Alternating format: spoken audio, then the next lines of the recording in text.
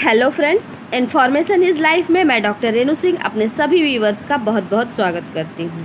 Friends, आज मैं जिस टॉपिक पर बात करने वाली हूँ वो बहुत ही रिक्वेस्टेड वीडियो है और वो टॉपिक बहुत ही महत्वपूर्ण है आप सभी के लिए जिनके पास आपके छोटे बच्चे हैं और वे बच्चे ऐसे बच्चे हैं जो अनवांटेड चीज़ें खाते हैं, उस बारे में हम बात करेंगे।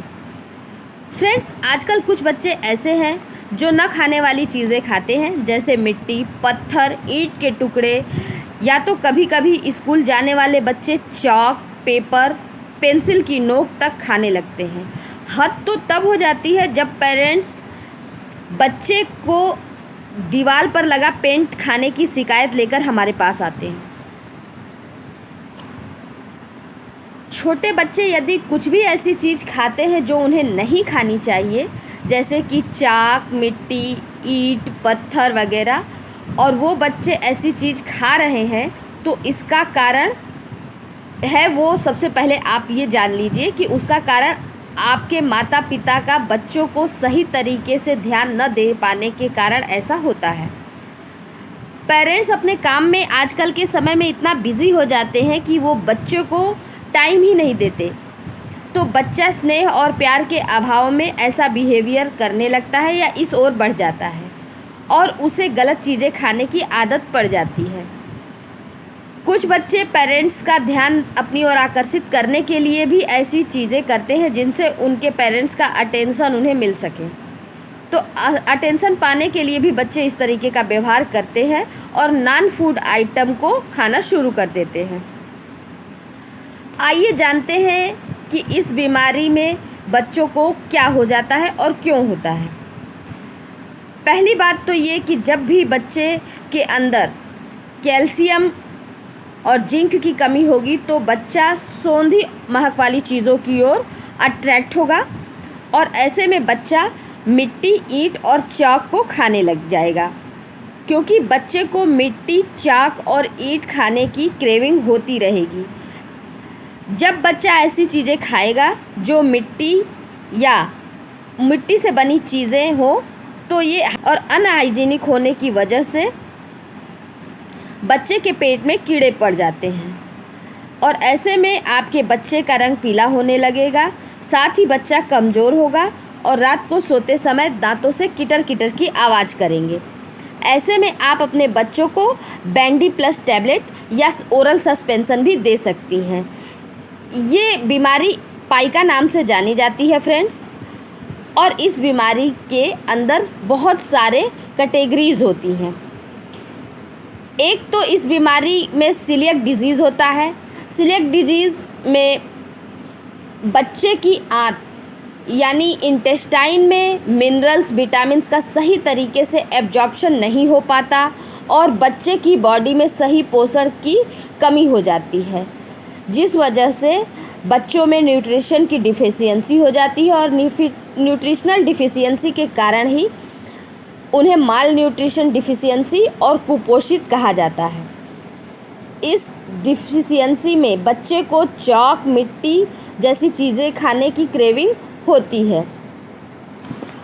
ओसीडी की प्रॉब्लम जिन बच्चों को होती है, यानी ऑब्सेसिव कंपल्सिव डिसऑर्डर, ऐसे बच्चे जिनके अंदर किसी प्रकार की कोई न्यूट्रिशनल डिफिशियंसी नहीं होती है, लेकिन बच्चा मानसिक रूप से ये समझ नहीं पाता कि उसे क्या चीज़ हार्म करेंगी और वे बच्चे सही और गलत को नहीं समझ पाते। ऐसे में बच्चों पर बहुत ज़्यादा ध्यान देने की आवश्यकता होती है। ऑब्सेसिव कंपल्सिव डिजीज़ 2 साल के बच्चे से लेकर किसी भी उम्र तक के बच्चे को हो सकती है। ऑब्सेसिव कंपल्सिव डिजीज़ से जुड़ी प्रॉब्लम अगर बच्चे को है तो उसकी मॉनिटरिंग की ज़रूरत होती है और उस बच्चे को मॉनिटरिंग करनी पड़ती है। इसके लिए आप किसी अच्छे डॉक्टर से और अच्छे चाइल्ड स्पेशलिस्ट से सलाह ले सकते हैं कि बच्चे की मानसिक स्थिति कैसी है। पाइका बीमारी की वजह से बच्चे को क्या क्या परेशानी हो सकती है, आइए यह भी जान लेते हैं। अब जो बच्चे पेंसिल की नोक खाते हैं तो उन्हें लेड टॉक्सिसिटी हो सकती है, जो बच्चे दीवार से खुरचकर पेंट खाते हैं उन्हें भी लेड टॉक्सिसिटी हो सकती है। उनके शरीर में लेड की मात्रा बढ़ जाती है और उन्हें लेड पॉइजनिंग हो जाती है, जो आगे चलकर बहुत ही नुकसान पहुंचा सकता है आपके बच्चे को। ऐसे बच्चे जो लेड खाते हैं उन्हें डॉक्टर्स यूरिन के द्वारा लेड को निकालने की दवा देते हैं। मिट्टी खाने से आंतों का संक्रमण हो जाता है और पेट में कीड़े हो सकते हैं। इसके अलावा कंकड़ पत्थर आंतों में फंस भी सकते हैं, जिससे ऑपरेशन तक की सिचुएशन हो सकती है या आ जाती है। जो बच्चे मिट्टी खाते हैं तो मिट्टी में मौजूद सैकड़ों कीटाणु पेट में जाते हैं और पेट में दर्द के साथ साथ सैकड़ों बीमारी को न्योता देते हैं, जैसे डाइजेस्टिव प्रॉब्लम के साथ साथ स्टमक ऑब्स्ट्रक्शन हो सकता है, उल्टी, इन्फेक्शन, दस्त, मोशन, कॉन्स्टिपेशन, ये सब कॉमन प्रॉब्लम है। न खाने वाली चीज़ों से बच्चे को न्यूट्रिशन नहीं मिल पाता और वे कुपोषित हो जाते हैं। ऐसे बच्चों को दांत के खराब होने की शिकायत भी मिलती है। आइए जानते हैं कि इसका ट्रीटमेंट कैसे करें। तो फ्रेंड्स, जिन बच्चों में न्यूट्रिशनल डिफिशियंसी है तो उन्हें कैल्शियम, विटामिन और आयरन के सप्लीमेंट्स दिए जाएंगे, as like A to Z syrup, Zincovit syrup या टैबलेट्स। इसके अलावा आपको अगर बच्चे को दूध में देना है तो आप इसके लिए न्यूट्रीचार्ज किट पाउडर दे सकती हैं। ये एक बहुत ही अच्छा है, इसका डिटेल वीडियो मैंने बना रखा है, उसे आप देख सकते हैं। डिस्क्रिप्शन बॉक्स में उसका लिंक मिल जाएगा आपको। खाने पीने पर बहुत ही ध्यान देना ज़रूरी है। आप बच्चे को ग्रीन वेजिटेबल्स, डेयरी प्रोडक्ट्स, दूध, दही, छाछ, पनीर, सोयाबीन और फ्रूट्स अवश्य खिलाएं। ऐसी चीज़ें खाने से बच्चों की न्यूट्रिशनल डिफिशियंसी की कमी हो जाएगी। आप चाहें तो बच्चे को न्यूट्रीचार्ज किट्स दिन में 2 बार भी दे सकती हैं। पेट में कीड़े की दवा देकर पेट के कीड़े को दूर करें। अगर अपने बच्चे को आप टाइम नहीं दे पा रहे हैं तो सबसे पहले अपने बच्चे को टाइम दें, उसे प्यार दें, स्नेह दें और उसे समझाएं कि ये हार्मफुल चीज़ें हैं जो उन्हें नुकसान पहुंचाएंगी। बच्चे पर निगेटिव एक्शन ना लें। बच्चे को कभी मारे पीटे नहीं, उसकी काउंसलिंग करें।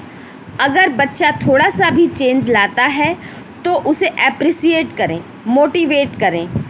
ऐसा करने से आपका बच्चा खुश होगा, हैप्पी रहेगा और अपनी गलत आदतों में सुधार लाने के लिए मोटिवेट होगा।